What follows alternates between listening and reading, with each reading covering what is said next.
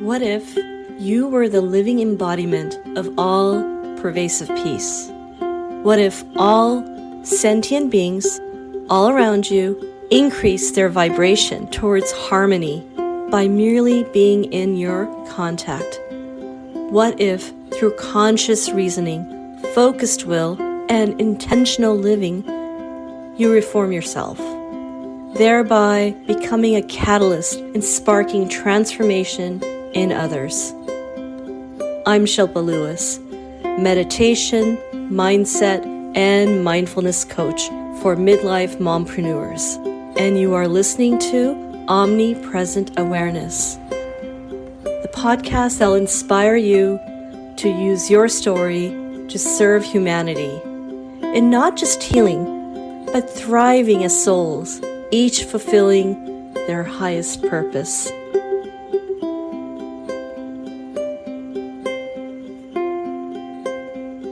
Namaste. Thanks for tuning in to Omnipresent Awareness. This is your host, Shilpa Lewis, and welcome back.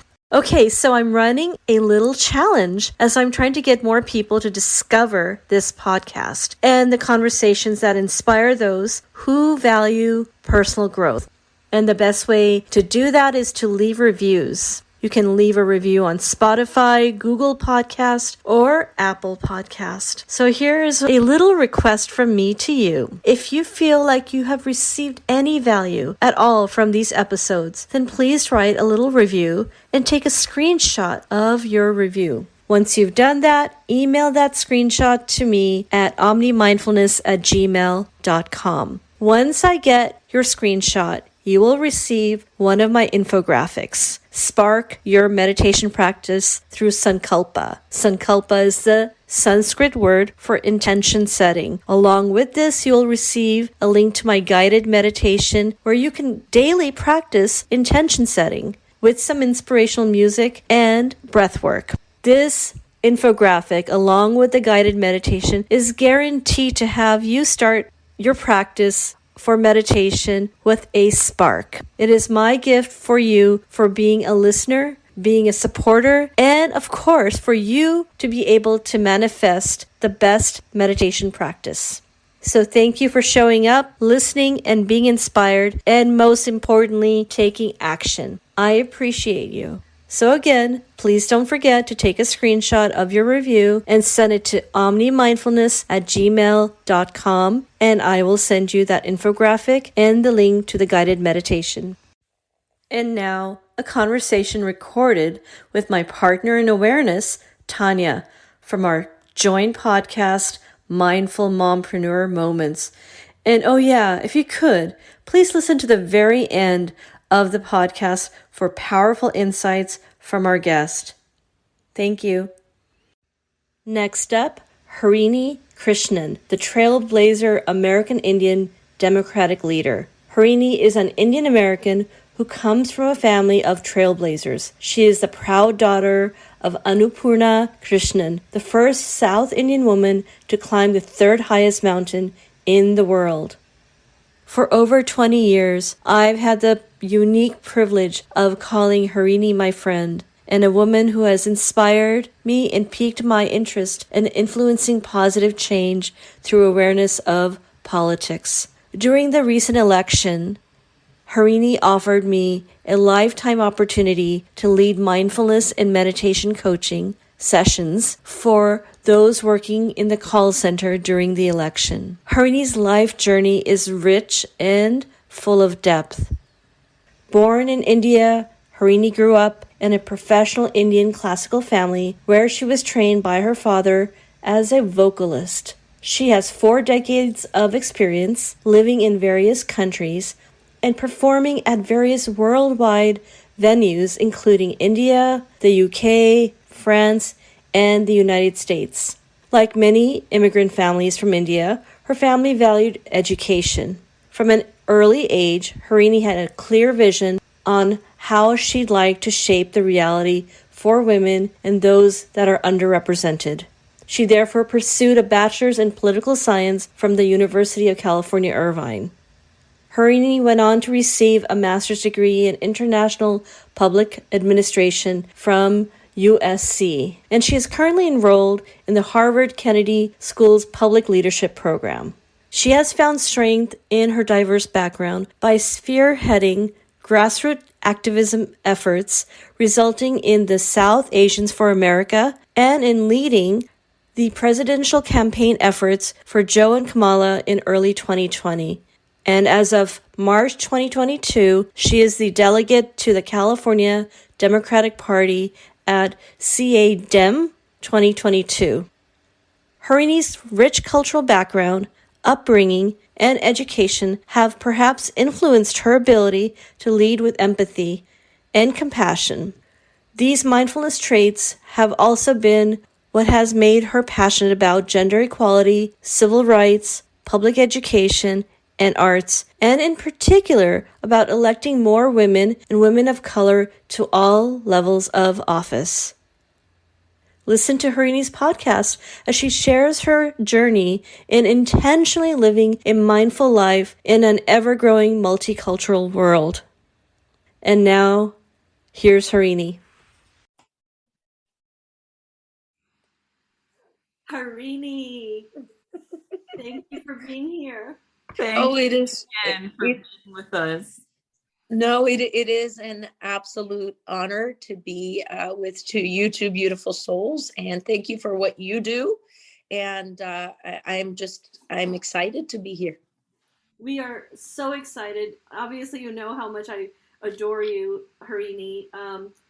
I'll just dive right in with the first question. My first one is, having been with you during our early college years, I have a unique perspective on your journey towards becoming who you are.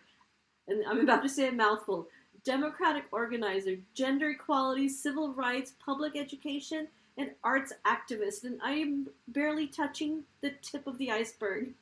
So, Harini, could you share with us how you came upon where you are? Like, what were your catalysts? What drove you? No, absolutely. So yeah, I want to first of all say that I look at our journey together in college very fondly.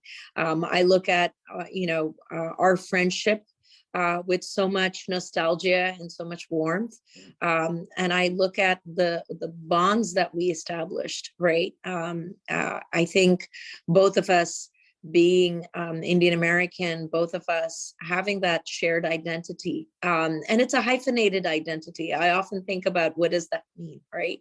And I think, college was a defining time for both of us, right? Because we were, we were coming, out of our homes, and we were learning who we were. We were embarking on this path of self-growth, but there were still so many questions about where we belonged, who we were, what does Indian American mean? And I think I have, I've thought about it all my life, and where I am is still on that journey.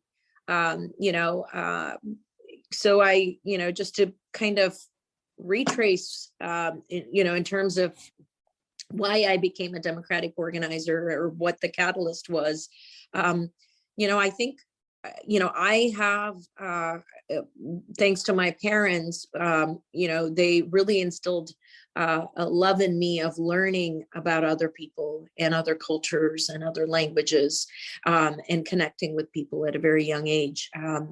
I was born in India. I left when I was very young. My father worked for an international bank, so I moved to Paris, and I grew up in Paris for my elementary school. I did my middle school in London, and then I came to the US when I was 13 years old. And as a result of those global experiences, I always loved connecting with people. I loved sharing stories and learning about their journeys in life, and that translated into the path that I pursued in college, political science. That's where I met you, Shilpa. And I tried to find my community, my group of kindred souls, and you were among them, right? That helped me understand who I was. And after college, I I wanted to be a do-gooder. That's what my mom calls it.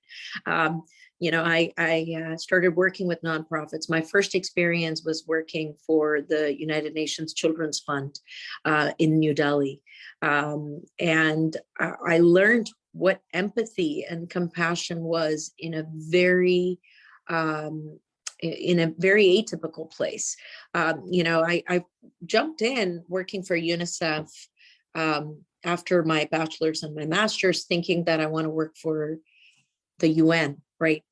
Because to me, that was a global institution, that does a lot of good.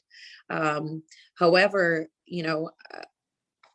during the course of my work there, I realized that the UN is also a huge bureaucratic organization, and that maybe that's not where my place is. I stumbled upon, during the course of my time there, I stumbled upon this little NGO in the slums of New Delhi called Butterflies. And it was basically a non-formal education school for kids who worked. While the UN issued proclamations and organized conferences on why, children should not work, what this school did was above and beyond provide solutions to address that issue.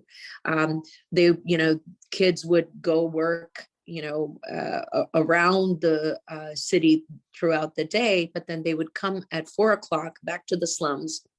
And what the school did was they would encourage these kids to attend the school by not only providing 2 meals, not only to the kids, but the families that lived in the slum, and also provide free medical care.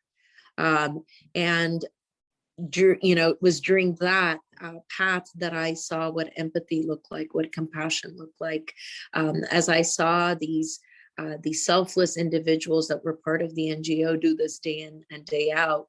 I was moved, and in a place like India, right, where religious faith and identities hold, so much, define so much of who you are.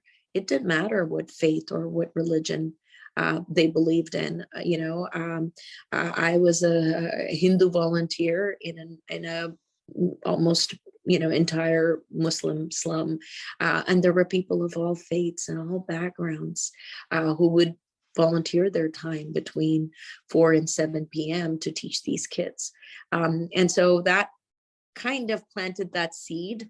I worked for a number of humanitarian nonprofits.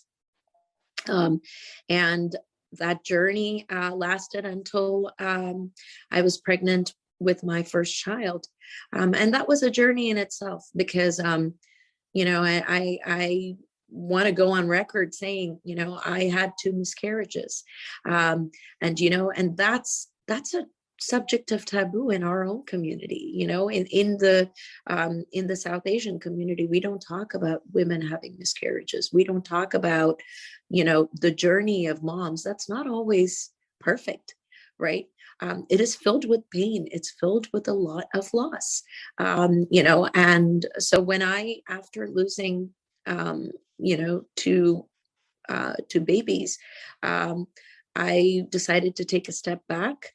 When I was pregnant with my older daughter, Jenny, and I decided that I'm going to be a mom. And that journey started, and it was a beautiful journey. I'm blessed with 2 beautiful babies. I call them babies, although they're 21 and 23. But they have taught me lessons in patience, in love, in forgiveness, in understanding people, in empathy, in compassion, in a way that I don't think any school or any experience could have taught me. And they've taught me also about strength. Being a mom requires a lot of strength. Being a mom requires a lot of understanding. It also requires a lot of humility. Humility to say, I don't know, I'm learning as I'm going. I'm growing as I'm going, and my growth as a mom has not stopped. Every day I learn from my children. Every day they teach me something new. And so that grew. And, I briefly tried to go back to work, but I realized that, my husband's a startup enthusiast. Let's say that. And so I realized that I wanted at least one parent to be home with the kids. And my kids are my greatest blessings in my life, more than anything I've ever had. And so to me, I value my interactions with them and my experiences with them more than anything. So I took a break, and I started volunteering in their schools. I started, I became, I live in a community that's predominantly white. And there aren't a lot of people of color that look like me here. So I thought that I could add my voice to the parent community. And I was able to. I was embraced by this beautiful community. I became parent group president of the elementary school, of the middle school. I joined the Hillsborough Community Foundation.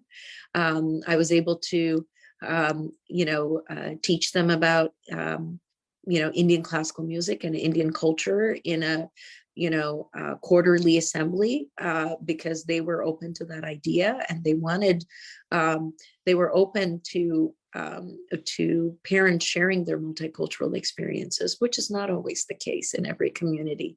And after that, when my kids decided they wanted to go to high school, I jumped in with that. I became the High School Educational Foundation president, and I was president for 5 years. And that was a beautiful journey. This was a public high school. It was called San Mateo High School. But because 40% of the student population was in the reduced and free lunch program, and it was the most diverse school in the district, it used to be called Samaguero, high school. And to me, I wanted to look at what were the barriers, not to, opportunity, but achievement, right? And so I worked with an incredible team, and from, being called that, in a matter of 4 years, San Mateo High School was recognized in the top 250 schools by Newsweek magazine, because what we did was, we looked at the students, especially that came from disadvantaged communities. What were the barriers to access for them? And for example, saw that parents would, who worked 12-hour jobs would drop their children at 6 a.m. in the morning. And so we, opened the library up, we set up computers, we set up, we offered academic support classes. We were the first school, I would say, in the state to give out Chromebooks, like textbooks, and give them MiFi or Wi-Fi portable connections, because that was a barrier. We often assume, we live in California, we assume that everybody has access to Wi-Fi or everybody has access to internet. But when we talk about equity, right? Equality and equity is, what is the starting ground where you're starting from, right? We don't often look at that.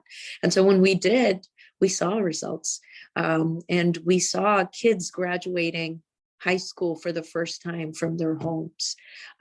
We saw parents with tears in their eyes at graduation ceremonies look at their kids with pride as they went to college, and that was a reality. So that was my journey until then. And I was always involved in politics here and there, but not to the extent, because my kids were my priority, and also the school, the public education, was my priority up until then. And I'd used all my advocacy and skills and time and resources for that. But 2016 happened. 2016 happened, and I feel like for a lot of us, it instilled in us just this absolute wave of emotions that we had never experienced before, or that we'd suppressed. For me, it was anger, it was fear, it was this deep-rooted fear about, what kind of a world am I leaving for my children? And that really, it scared me. And so I woke up the day after that election day. I said, okay, I'm going to now use my skill set. I told my husband that morning, you know what, I'm going to use my skill set to organize. I didn't know what that meant. I didn't know what that looked like. But I said, okay, this is what I'm going to do to ensure that this world is a better place for my kids. Harini, sorry to interrupt. So much of what you say, it captivates me, and it makes me think of a conversation we had just yesterday with another guest who is a part of the same theme of multiculturalism, in a growing multiculturalism, moral mindfulness, and how we can throw around the word multiculturalism, but if you don't take measures, I apologize for my son being with us. Oh no, he's trust me, he is being mindful in what he's doing, and he's bringing a beautiful aura and spirit to this conversation. So no apologies. Thank you. Everything that you've done is done with such mindfulness. And when we speak of multiculturalism and what it means in America and in Canada, for me, where I am, it can mean so many different things. You can look at it and see the hate behind certain people, but then you can look at it and see the amount of work of good that certain people like yourself do to make the word multiculturalism a beautiful word. I just had to throw that in there because what you do is so amazing. From making a school be one of the top ranked schools against all odds, and showing the power of coming together, like you were talking about with your girls' school, and you being involved and them embracing you. If it wasn't for people being so welcoming and being able to see how much better it is when you're able to work together, I mean, I just had to throw that in there because it's just a beautiful story that you have. You're so, I thank you for saying that, but what you say resonates with me, right? I think too often when we think of multicultural, right, what multicultural understanding looks like, right? There have to be people willing to share their stories, but there also it has to work both ways. There also has to be people who are willing to listen, right? And I think fundamentally all relationships, all bonds, all community engagement result in that. All organizing is about that, right? It's that, you have to be willing to be vulnerable and share your life experiences, but there also have to be people willing to listen and embrace that, those differences as strengths, right? And not as weaknesses. And I do, I think about, my kids have long graduated from the Hillsborough schools, but to this day, there's a multicultural assembly every year where people of all backgrounds come together and they bring foods and they host dance performances and music for performances. And, the community comes together to celebrate. I want to share this, but this is so timely. I met with a very close friend of mine who serves on the Hillsborough City Council, who is a former mayor. Met with her yesterday.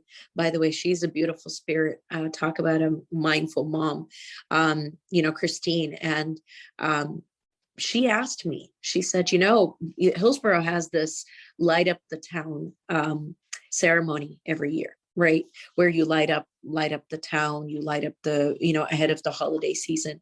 She said, how can we bring in aspects of your culture, or, you know, of Kwanzaa, or of, you know, the Jewish culture into this. And so we talked about lighting up the menorah. We talked about putting little diyas or little lamps, and putting lights on the steps of the town, right? But for a leader, you know, of a town like Hillsborough, to reach out to me and say, how can we incorporate aspects of your background, you know, in this town celebration, so that it is truly reflective of the beautiful tapestry of this great country, right? That is mindfulness on her part. Absolutely. Right? And we need more of that in the media. We need to hear more of these stories, and not only the negativity that's around racial tensions and stuff like that, because there's so much beautiful in the world. No, I agree. And I think, I think each of us are, you know, in a different phase of our growth.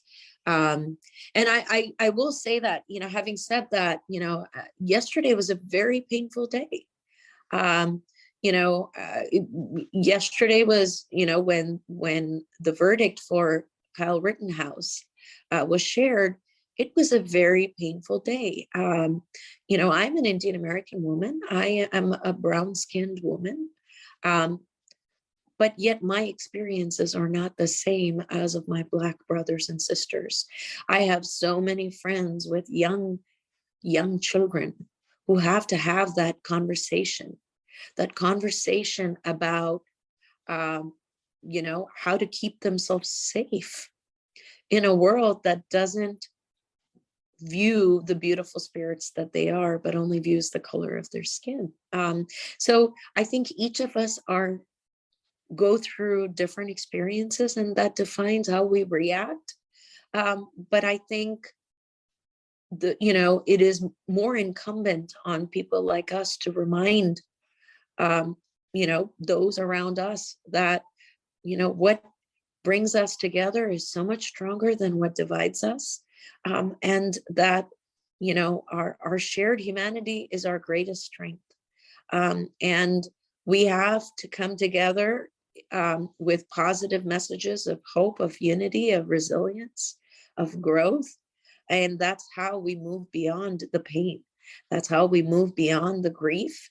You know, and to me, right, this is a story that will be written. It will continue to be written, right, for many years to come, for our country, in this world, right? When we think about, when we think intentionally about bringing people together, and when we think intentionally about rooting out hate, and bringing more positivity. So I agree with you, Tanya. I know that I do think these stories have to be told, so that people do know that there's strength in unity, there's strength in diversity, there's strength in our shared humanity. And I do think that, you know, for me, that's what organizing is. And, you know, when after 2016 and I embarked on this journey, a huge reason why I embarked into organizing was because I wanted to bring people together, because I felt like, you know, under our previous president, only our differences were highlighted and heightened, and the strength in our unity was not. And so for me, you know, I felt like it was important, you know, by that time, my kids had graduated. My older one had graduated high school. She was in college. And then my younger daughter was a junior. So I felt like, okay, I need to start investing time and transitioning into what I can do. And I didn't know what that looked like. To be absolutely honest, I'd never done organizing before. I had organized a school community, but I didn't know what organizing in the political realm meant. And, I literally Googled how to join the California Democratic Party. I Googled and I found out that you can run to be a delegate. I ran in an election with, I think, some 35 people. And I won as the top vote getter in my county. Completely surprised, but I think, we were each allowed to say why we were running. And my message was very simple. My message was, I'm a mom who's devastated and disheartened by this climate of hate that is, enveloping our country. And I want to change this. I don't know how, but I want to do something. And this is me doing something. And that was my message. And I felt like people resonated with that. I find that that's a great segue to our second question, which is, first of all, you couldn't be more perfect for this segment. You're an Indian American Democratic organizer who's passionate about gender equity, civil rights, public education, in particular about electing more women and women of color to all levels of office. And the fact that you were a founding member of Kamala Harris for People's South Asian Finance Council, and a member of the National Finance Committee of both VP Harris and President Biden's presidential campaign. That's a mouthful. It just makes you, in our eyes, so perfect for this topic. And so the question is, if you're able to tell our audience a little more about your journey, and as much about the cultural journey as possible, and what led you to the amazing work that you do as part of South Asians for America. I think they call it SAFA, right? Right, SAFA. Thank you for saying that. Yes, so my journey started, right, wanting to get more politically active, and I did. And for me, I feel like I'm always a student at heart. I always want to learn, whether it's learning from my children, learning from my husband, learning from my peers, learning from you two beautiful souls, right? The people around me. So I wanted to learn how to organize, how to do community organizing. And so I decided, okay, I'm going to do what I like doing, which is being a student. So I went back to school. I applied for the public leadership program at Harvard Kennedy School. It's my daughter's alma mater, and she'd often talked about the great work that Kennedy School does. And so when I looked up the public leadership program, I came across an individual, one of the professors that I'd read about and heard about. His name was Professor Marshall Gans, and talk about a legend. He taught courses in organizing and leadership, and public narrative. He was one of the people that worked with Cesar Chavez in the farm workers movement. He was with Dr. King in the Montgomery bus boycott. He was the person that is credited with the organizing strategy for President Obama's 2008 campaign. He defined what organizing was. And for him, organizing was a coming together of people in a common purpose, but with a shared purpose, and with a shared passion. And so I said, okay, I dived right in. I took 2 of his classes. I got to know him really well. It was virtual and, in person.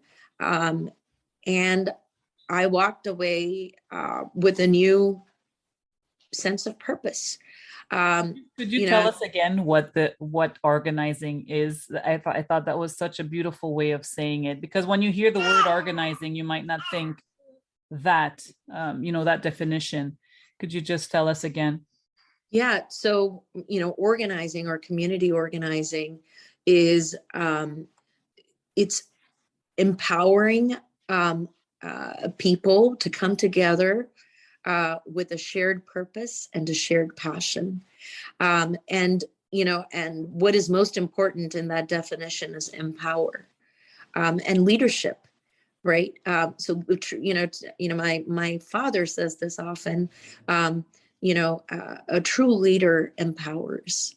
A true leader leads with humility to empower other people. And to me, that's what an organizer is. An organizer is a vehicle to bring people together for that have a shared purpose, and to act with a shared passion. And I learned that from Professor Gans. And, I remember he would share these anecdotes in class. And I would turn my video off because I would often find myself in tears. He talked about, when he would talk about his interactions with Dr. King, you could hear it, you could hear what the deep impression that it left on him when he talked about Cesar Chavez, and he would talk about what differentiated these beautiful souls from others was that they had this way of connecting with people, connecting with the pain and the grief that are in people's lives, and empowering them and urging them into action, to translate that into action in a meaningful way. And that is not something easy to do. And so I will say that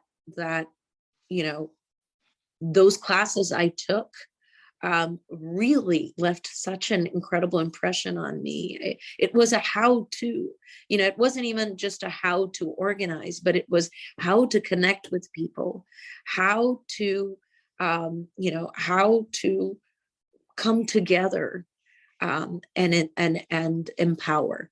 And it was both spiritual and practical. And I took those organizing lessons, and I thought, okay, 2020 is coming up. We have to do something. The reason why I jumped into organizing was because I wanted to be a catalyst and be a change. And so I said, I looked at the candidates, and I'd always supported Kamala Harris, through her age, being a California resident, through her AG run, through, as a DA and as a senator. And I loved her journey. I love and hearing about everything that she had overcome in her journey, right? Being having a biracial background, and dealing with the biases that brought from both communities, being the first woman in every position she's ever held. One of my favorite stories of our now VP is when she talked about, the day when she was sworn in as AG, right? She walked through the halls, and you see a portraits of white men in the hallway, and then you see this beautiful, Black and South Asian woman, right? What that means literally, what that means figuratively, and the deep sense of responsibility that it brings, right? The deep sense of understanding that brought to her that she stands on the shoulders of giants that have come before her, who have fought this fight, Black and brown activists who have shed blood, sweat, and tears for her to be where she is. And that deep sense of empathy that is rooted in duty and responsibility. And I remember.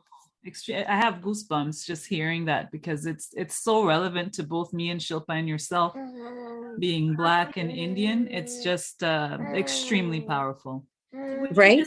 It reminds me of the day she was sworn in. And I remember thinking of you, Harini, and I was in tears. Like, I just could not hold back. I'm like, this is so profound on so many deep levels, whether it's the fact that I'm looking at a woman of color, a woman who obviously it's never easy for to come to that far. And like you said, a wall of white men, and there's this woman. What a stark comparison!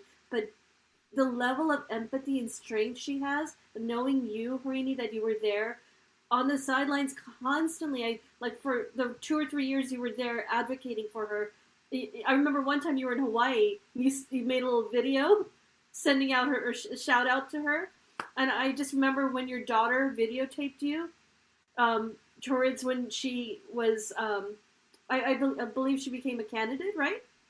Yeah, when she became a candidate, and the DNC played it, and she included it in her VP announcement video. Yeah, and I'm so choked up. Just the journey alone has been it ties really well with my next question, which I'm gonna be so choked up. But thanks again for tuning in. Check out the links in the description, and please subscribe, follow, and share, and continue to be omnipresent.